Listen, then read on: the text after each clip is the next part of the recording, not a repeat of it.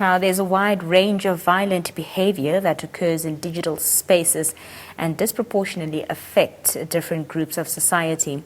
Technology-facilitated gender-based violence is action by one or more people that harms others based on their sexual or gender identity or by enforcing harmful gender norms.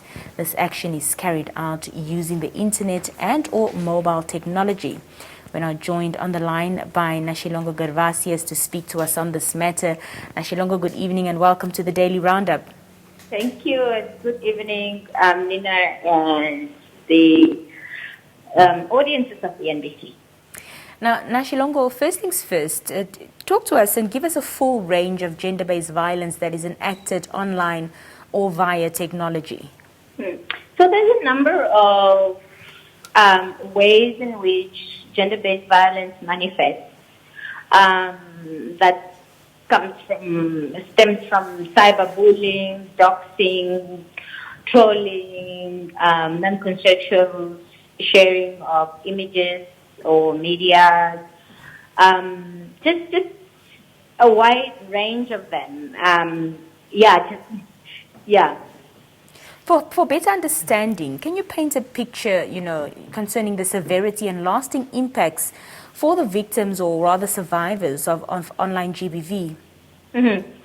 So, a lot of research throughout the world and even the region of Africa has indicated that there is a prominent, online violence, online gender-based violence is quite prominent all over the world.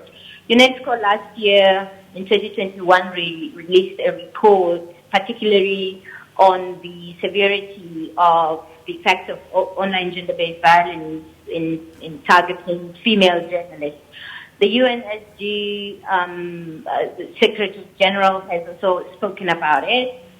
Spoken against it. The UN Women at global but also at Africa level have also denounced it. From the internet governance space, this has been an incoming issue that we've been engaging at many of the forums, that a lot of women, a lot of girls, especially those who are prominent, especially those who are seen, females, politicians, activists, human rights defenders, journalists, female journalists, they are particularly targeted by online violence. Mm-hmm. In Namibia, we also have been observing this for a long time now. The emphasis is that this is very gendered, that targets women, girls, and we don't see, for those who are studying this matter, we don't see the same violence being meted out towards, say, male journalists, or at least not to the very same extent. Mm-hmm. So that results in these public figures of journalists and politicians and human rights defenders leave the platforms, leave the internet spaces. This is contrary to what we want to believe the internet to be, right? Because mm-hmm. we pursue or we view the internet to be one place that is bringing everybody together. It offers opportunities for all of us, that it unites everyone, and it offers equal platform for anybody who wants to seek opportunities, collaboration, innovate, and all. But, then it becomes very unequal when, only one gender is being bullied. That every time a specific minister or a journalist is speaking out, or whether it's a policy issue or it's related to their work or even in their private capacity, when they engage on these platforms, they get targeted. And we have been having those, and to a certain extent, documented. For in particular to what we are launching tomorrow, is observations, is records, is work that we have been seeing in the 8 particular countries, which are Angola, Botswana, Malawi, Zambia, Zimbabwe, Namibia, South Africa, Mozambique. Thank you. Yeah. In relation to the gender-based violence report that will be launched tomorrow, and Namibia is hosting that, what do the stats indicate, concerning violence being perpetrated online or via technology? Let's talk numbers. Mm-hmm. So, well, the report was compiled using the case study methodology and not necessarily the qualitative methodology that will give us statistics. That's also because when we sought for those statistics, they're not available. When we reached out to our colleagues at the police, the Namibian police, they couldn't give us specific disaggregated data that speaks about online violence, online gender-based violence. There's normally, the general GBV, and I think for a lot of us in Namibia, you get access to that. So that is also the other side of dealing with online gender-based violence, that there's no data.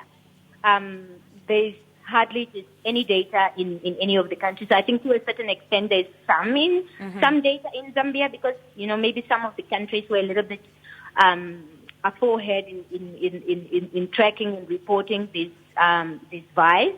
But that is not the case here in Namibia. We couldn't find that data. So, but we have found cases, not really isolated, but we've been observing those cases, and those were the ones that were documented for the Namibia report. Very specific ones that speaks to female journalists, and their stories are documented, but also that even government has pronounced themselves on online violence, on online gender-based violence. So the Namibia report reflects that. Reflects government action, or at least government pronouncement. It reflects the policy provisions, just amongst others. Thank you. Nashilongo, we're almost running out of time, but just, in brief, can we say that, online and offline experiences of violence are the same, and if not, how do they differ? So from what we observing, or at least this is what the report is telling us, that online, the experiences are much more severe because perpetrators hide behind the cloak of anonymity. Because offline, me and you walk into a room, you can't tell me, hey, you are fat, or get off from this platform, or go kill yourself. You understand? But online, you can easily create a hideous profile and go out and just abuse people that you are targeting. So the severity is much more online. Yes. Right. Just in closing, Nashilongo, how do we as Namibians safeguard ourselves, against becoming victim, if there's even a possibility to do that? But also, what is the call to action, not only then, to users of these various technological spaces, but also to government and stakeholders? So I think this is also what the report is saying, that this is an issue that is very, very hard to deal with. And so it, again, requires the multi-stakeholder approach. It requires digital literacy programs implemented by different stakeholders. We're seeing in the region, for instance, where the regulators are full on campaign, just educating the public about this is not okay. It could be integrated in the educational curricula. But it also starts with all of us, being able to pick up harmful patriarchal practices that especially the boys, but also women who are perpetrators of online gender-based violence get to practice online.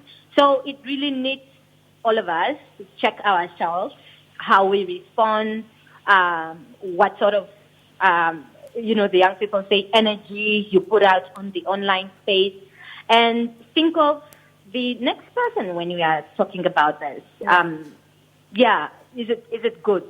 But also that speaks to issues of meaningful connectivity. Yes. So at the launch tomorrow, the Facebook team that will be joining us for this, and who we are very happy to have commissioned this report in collaboration with the University of Pretoria Center for Human Rights and the Internet Society and others, will be there to share tips and maybe further details that we have been engaging at other platforms just to empower people on how to block people, how to get people to report an abusive content, and Thank you. who to go to. Yes, thank you. Thank you so much for your time, Nashilongo. Thank you for joining us. Sure, no, thank you so much. Thanks for having me. That was Nashilongo Gervasius, technology policy researcher, speaking to us there on the line.